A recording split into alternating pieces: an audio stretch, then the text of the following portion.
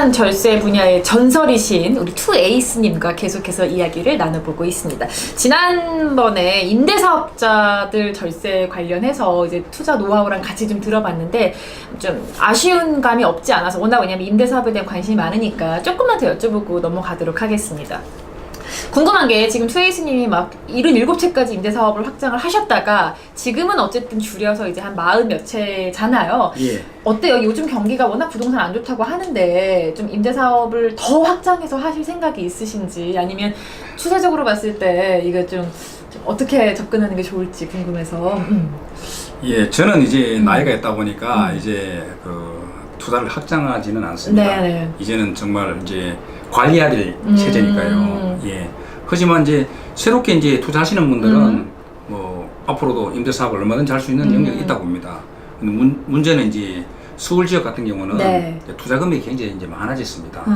옛날에 뭐 갭 투자 2, 3천만 원으로 할 수 있는 시대가 아니고, 네. 이제는 뭐 적어도 뭐 몇억이나 더 가는 돈이 되니까 사실은 이제 쉽지가 않은 거죠. 물론 뭐 지금도 네. 빌라 같은 투자는 뭐 적은 금액으로 할 수 있습니다만은 아무래도 이제 미래의 어떤 투자 성과를 내기는 힘들게 되는 거죠. 네. 그렇다면 이제 지방으로 이제 눈을 돌릴 수 있는데, 이제 지방으로 가서 투자해도 괜찮은 것 같은데, 이제 일반인 시각에서 지방 가면은 너무 시간이 많이 오래 걸리고 잘 모르니까. 예, 또 이런 것 있는데, 사실은 지방이 사실은 이제 굉장히 투자 주목들이 많습니다. 그렇군요. 예. 왜냐하면 투자는 남들이 악소리 날 때 가는 것이 돈 버는 거예요. 그런 지역들. 네. 지금 요즘 뭐 나오지 않습니까? 뭐 창원도 어렵고, 네. 울산도 어렵고, 뭐 거제도 어렵고, 뭐 이런 지역들. 오히려 저는 지금 거기 가서 떨어지는 주택들을 좀 사주는 것도 나쁘지 않다고 그래 봅니다. 나쁘지 않다. 예. 알겠습니다. 그러니까 제가 네. 임대사업 얘기가 저는 해보질 않아가지고 네네네. 막연한 아주 초보적인 질문인데, 그 임대사업을 해서 수익을 낸다는 게 그 집을 제가 사서 가격이 오르는 수익을 기대하는 거예요? 아니면 거기서 세를 받는 걸로 수익을 내는 게 좋다는 거예요? 뭐를 더 중점을 두고 접근하는 게 맞을까요? 이제 결국 이제 시세 차익형이냐, 네. 아니면은 이제 매달 이제 월세를 네, 이제 받아서 그렇죠. 할 거냐. 네. 우리 유명한 우리 투자 전문가 중에서 호빵님이라고 있습니다. 호빵님. 예, 네. 정말 네. 투자에 달인이 있습니다. 네. 그분이 하시는 말씀이 있어요. 처음에 경매를 할 때 같은 동료들이 꽤 많이 있었어요. 있었는데 지금은 다 떠나고 손꼽을 정도랍니다. 예. 그런데 지금까지 남아 계신 분은 다들 일정에게 그래도 월세를 받아서 할 수 있는 분들이 남아 있다는 겁니다. 시세 차익은 그렇게 오래 갈 수 없다는 그러니까 거죠. 꾸준히 매달 들어오는 돈. 예. 제가 인천 부천에 간 것도 바로 그런 맥락입니다. 왜냐하면은 1,000만 원짜리 빌라를 투자해서 네. 그 당시에는 저는 악착같이 대출도 받아서 1,000만짜리를 대출을 그때는 50 내지 60%밖에 안 줬습니다. 하지만 월세를 예를 들어서 500에 20 아니면은 300에 30 정도 받으면은 25 받으면은 한 채당 10만 원의 수입이 떨어지는 겁니다. 그러면 10만 원 수입에서 10채면 100만 원이고 50채면 500만 원입니다. 그러면 한 달에 500만 원을 그냥 들어온다. 얼마나 좋은 투자입니까? 물론 그렇게 하는 중에서는 수리비도 들고 뭐 시금 들지만 그래도 남는 장사인 거예요. 네. 거기다가 알파로 시세 차이까지 노릴 수 있으면 더 좋은 거죠. 베스트겠죠. 예, 그래서 제가 투자한 전략에 따라서 저는 땅 지분이 많은 그런 빌라들을 1,000만 대에 샀단 말입니다. 저는 그때 땅 평양이 얼마 가면은, 예를 들면은 그 인천에 있는 성남동에 있는 빌라 같으면은 네. 8평짜리 빌라를 1,000만 원에 받았습니다. 네. 그러면 평당 125만 원입니다. 예.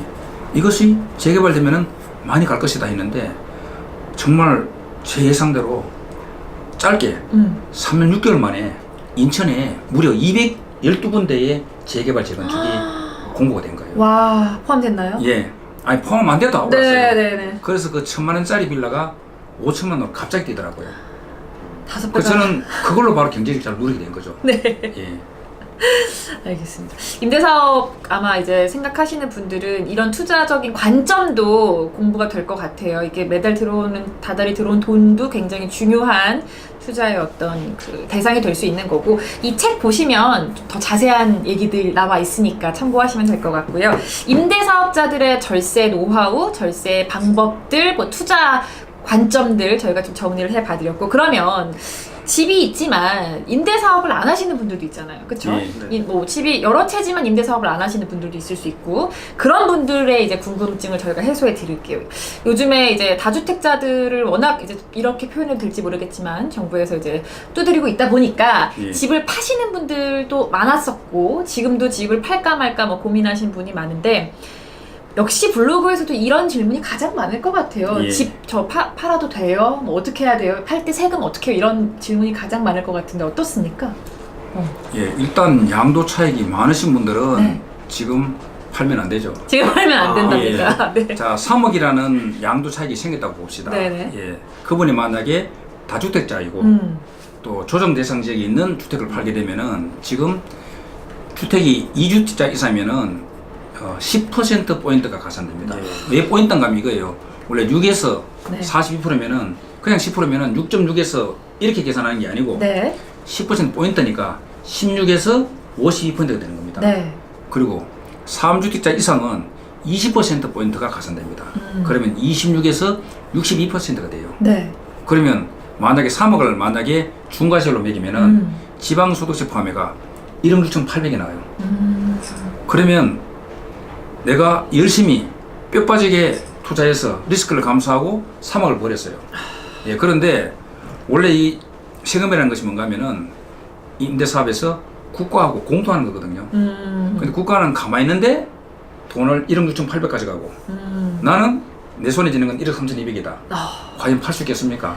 가슴이 너무 아픕니다. 예, 못 팔지 않습니까? 네. 예, 그런 분들을 위해서 마련된 것이, 그래, 임대주택 등록해라. 그러면은 8년 하면은 장기 보유 특별 공제를 50%, 10년 하면 70%를 깎아주겠다는 겁니다. 그럼 그 3억 되는 것이 10년 후에 네. 양도 차익이 2억 1천만 원을 장특을 빼주니까 네. 9천만 원밖에 안 남지 않습니까? 그렇죠. 그러면은 세금이 얼마냐? 약 1,700만 원밖에 안 나와요. 1억 6,800인데 10년 하면 1,700만 원이다. 어느 걸 택하겠습니까?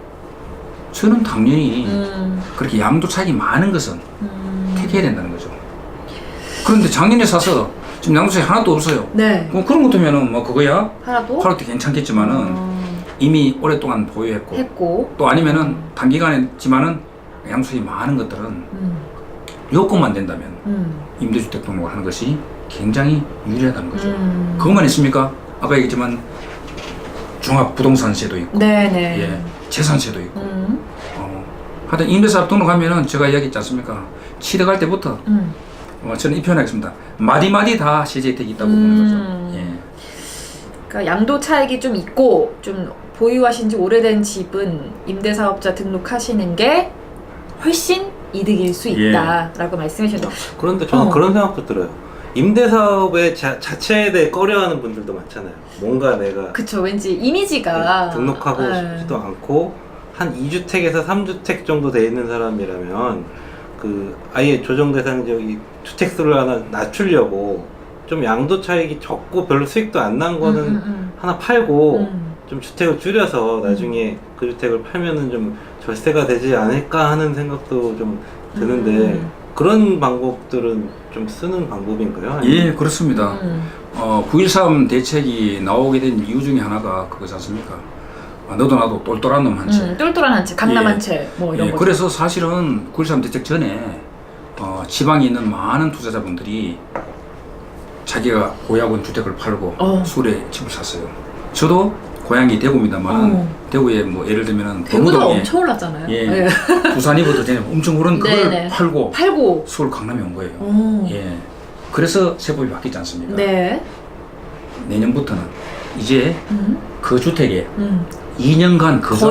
하지 네. 않으면은 원래는 9억까지는 네. 비과세고 9억에 초과되면 초과분에 대해서는 과세를 하게 되어 있습니다. 그걸 맞아요. 고가주택 과세를 합니다. 네네네. 그런데 과세한다 하더라도 그 초과되는 부분에 대해서 장기 보유 특별공제를 주택이 한 채인 분은 3년 이상 되면은 우리 9구단 8로 곱합니다. 8, 3, 24.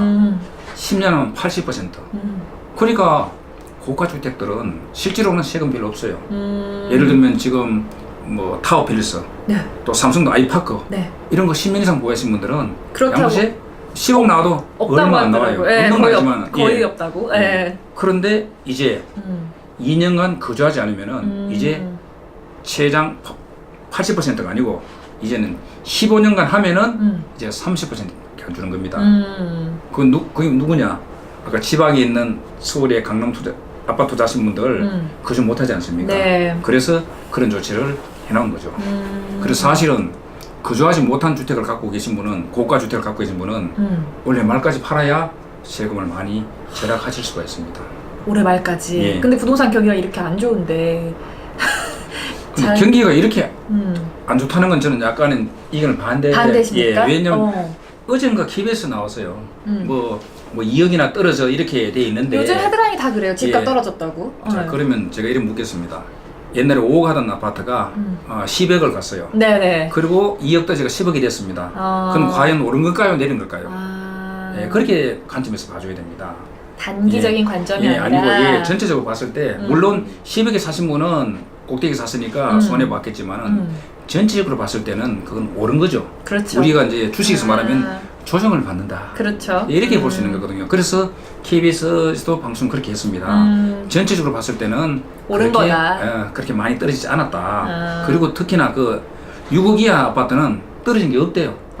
지금 서울 지역도. 그래서 우리가 알고 있듯이 그렇게 많이 떨어진 게 아니라는 거죠. 그러면 집을 갖고 계신 분들은 다 지금 어쨌든 돈을 버신 거네요. 그렇죠. 예, 그런 재미가 된 거죠. 그 이제 그러니까 집을 팔 때 양도세 내는 건 뭐 당연한 건데 지금 이제 현 정부에서는 어쨌든 다주택자들의 경우는 중과세를 매기는 게 사실 되게 부담스럽잖아요. 네. 그것도 조금 짚어주셔야 될 것 같아요. 이게 뭐 어느 지역에 무슨 집을 갖고 있고 이거에 따라서 다 다르기 때문에 다주택자들 집할 때 1주택자들이랑 분명히 다르게 조금 더 신경 써야 할 부분이 있을 것 같아요. 예. 어떤 거라고 보세요? 예, 다주택자는 결국은 2017년 파리 대책이 나왔지 않습니까? 그때 이제 이렇게 이야기했습니다. 그로부터 1년 후인 2018년 4월 1일부터는 중과를 뗄 것이다. 네네. 근데 그 중과가 싫으면은 미리 팔아라. 접을 시그널. 두 번째, 그때까지 못 팔면 임대주택 등록하라고 한 거예요. 네. 자, 그러면 중과라고 무조건 다 중과 맞지는 않습니다. 그렇죠. 예, 중과를 조건이 다 맞아가면 있죠. 네. 세 가지 조건이 있어요. 네, 세 가지 조건. 예. 네. 첫째는 뭔가면은 조정 대상 지역이라 해야 됩니다. 네, 서울 같은. 예, 네. 그러면 이제 제가 질문을 드리겠습니다. 인천에, 네. 인천 말고 춘천을 해봅시다. 네. 춘천에 2억짜리 아파트를 네. 20채를 갖고 있어요. 네. 그리고 강남에 20억짜리 아파트를 한 채 갖고 있습니다. 이분은 총 21채의 주택을 갖고 있습니다. 네. 예, 그런데 춘천은 조정 대상 지역이 아니고. 아니지 않습니까? 네. 예, 그렇다면 자, 강남에 있는 20억짜리 아파트를 팔면은 중과를 맞겠습니까? 안 맞겠습니까? 안 맞습니다. 예, 바로 그거잖아요. 왜 그렇겠습니까? 저 배웠습니다. 네, 조정 헷갈려가지고 잘 대상 이해를 지역이 못하겠어요. 아니기 때문에. 아닙니다. 첫째는 뭔가 조정 대상 지역이니까 첫째는 대상이 되지만은 중과 주택 수가 한 채거든요. 그거는. 그렇죠. 총 네. 21채 중에서 중과 주택수는 한 채니까 중과 주택수가 두 채부터 중과거든요. 예. 근데 만약에 강남에 두 채만 있었어도 예. 이제 그건 바뀌는 거군요. 예, 그렇습니다. 예. 그러면 춘천에 있는 그 20채 아파트를 팔면 그건 중과겠습니까? 아니겠습니까? 그는 아니죠. 예. 네. 왜냐면 그건 조정 대상 지역이 아니지 않습니까? 아니니까. 예. 그래서 첫 번째는 조정 대상 지역이냐 아니냐를 받아야 되고. 네. 두 번째는 이제 중과 주택수 기준이 있어요. 네. 전국의 모든 주택수가 중과가 아니고 네. 가액과 지역이 있어요. 네. 첫째는 가액. 3억 넘어야 돼요. 그 3억이군요. 예, 3억이 뭔가면은 우리가 말하면 아파트 같으면 공동주택 가격이에요. 또 일반 단독 같으면 개별 단독주택 가격이 3억이 넘어야 됩니다. 네. 예, 두 번째는 이제 지역이 있습니다. 지역은 뭔가면은 수도권, 네. 서울, 인천, 경기, 그다음에 광역시, 네. 그리고 세종시. 네. 근데 그 중에서도 좀 우리 후진대라고 이야기했잖아요. 후은 읍면적은 빼줘요. 예, 그러니까 지역별로는 전체적으로 수도권, 광역시, 세종시에 있는 모든 주택인데 후은 읍면은 빼고 네. 전국은 다 대상이 되는데 가액을 3억 넘어야 되는 겁니다. 네. 그러면 우리 말은 기타 지역 있지 않습니까? 네. 강원도, 충청도, 경상도, 전라도, 제주도에 있는 3억 이하 주택은 조정대상 주택이 아닌 거예요. 예, 중과가 아닌 거죠. 그래서 내가 아까 21채의 집을 갖고 있었지만은 이번에 갖고 있는 중과주택수는 한 집밖에 아니기 때문에 중과가 아닌 겁니다. 의외로 중과가 아닌 집들도 많이 있겠어요. 예. 그렇게 치면은. 예. 그럼 세 번째는? 예, 세 번째는 뭔가 하면은 나라에서 지금 주택시장이 너무 어려우니까 주택을 사시하고 하는 박연세율이 있었습니다. 박연세율. 네. 우리가 조세 특례 제한법이라고 합니다. 네. 예, 예를 들면 가장 대표적으로 2013년 4월 1일 날 4일 대책했습니다. 네네.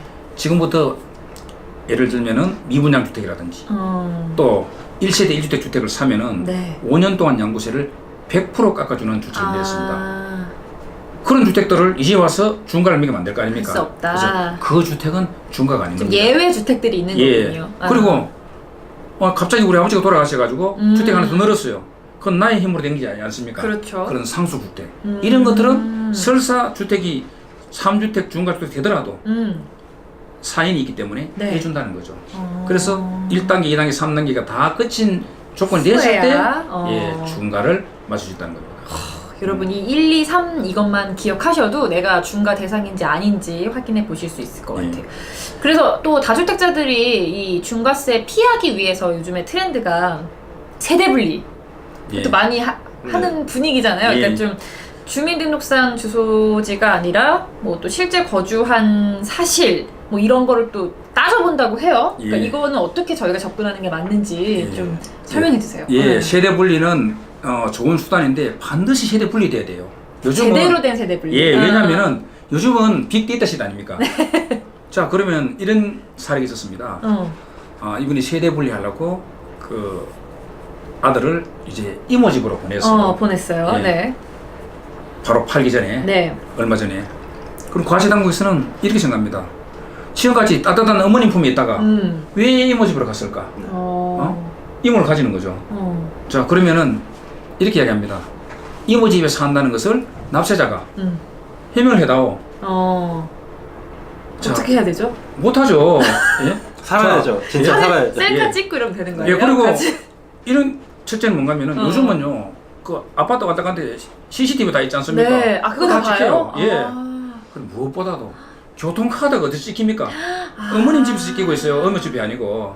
그냥 끝장납니다. 다 아는구나. 다 알기 때문에 반드시 세대 분리를 해야 된다는 겁니다. 예, 이건 대신 뭐- 제대로 하면은 정말 효과가 있다. 예.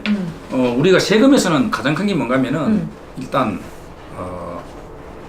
분리시켜야 돼요. 분리. 네. 예. 나눠라 갑니다. 첫째는 이제 사람을 나눠라 갑니다. 사람을 이상한 이야기인데 네. 이제 명의를 분산하는 거죠. 명의? 예, 네. 명의를 분산해서 예를 들면은 예를 들면 부부 네. 그러면 공동 명의를 한다든지 네. 아니면은 자녀들한테 정리를 한다든지 네. 또 요즘 이제 유행하고 있는 뭡니까? 법인이지 않습니까? 법인. 예, 네. 새로운 법인을 설립해서 그 법인 앞으로 예를 들면은 넣는다든지 네. 뭐 이렇게 다양하게 이제 명의를 분산하는 방법이 될 수 있는 겁니다. 네. 또 중에 하나가 뭔가 하면 아까 정려. 근데 정려는 이제 그 한도가 알다시피 미성년자는 10년간 2천만 원이고 성년자는 5천만 원입니다. 네. 그래서 이제 보통 이제 많은 분들이 납세자들이 자 5천만 원만 생각해요. 저는 5천만 원 생각하지 말고 2천만 좀 통 원씩 크게 아니면 통 크게 더 주라는 겁니다. 1억을 더 얹으라 1억을. 왜 1억인가 하면은 우리 상속 정려세는 세율이 50%까지 굉장히 높아요. 네. 그런데 1억까지는 10%입니다. 그러면 1억을 정리하면은 예를 들면 이제 자녀분한테는 1억 5천 정리하면은 5천만 원까지는 비과세고 되고 1억에 초과된 대해서는 1억에 대해서는 10%니까 1천만 원인데 정려세와 상부세는 미리 신고하면은 3%를 깎아줘요. 거기서 또 그래서 깎아줘요. 예, 그래서 970만 원 주면은 1억 5천을 줄 수 있는 거죠. 1억 5천 줘야 제대로 된 투자할 수 있을 거 아닙니까? 뭐 상가 같은 것도 한 5억짜리 살 수 있는 거고. 네. 요새 5천만 원까지 가지고 뭐 살 거 없지 않습니까? 그래서 적어도 한 1억 정도 얹어서 그렇게 정리를 하게 되면은 네. 좀 제대로 된 투자를 할 수 있다. 예, 맞아요. 이게 저도 PB 쪽 자산가 돈 많은 분들 많이 해주는 세무사님들 네네. 들었는데 무조건 안 내라는 게 아니라 그 증여세가 10% 구간이 적용되는 좀 거. 적게 내게 되는. 혹은 아니면 더 돈이 많은 분들은 아예 한 20% 정도 2억 얼마를 증여를 해라. 그 구간만 넘지 않는 선에서 증여를 하면은 그게 제일 그게 절세가 많이 된다. 좀 합법적이면서 내면서 이렇게 하는 게 제일 좋다고 하더라고요. 그 구간을 설명해 주신 거예요, 예. 지금. 그쵸? 예. 그 정도는 돼야 어쨌든 자녀도 투자도 좀 할 수 있고 할 수 있으니까. 그렇습니다. 예.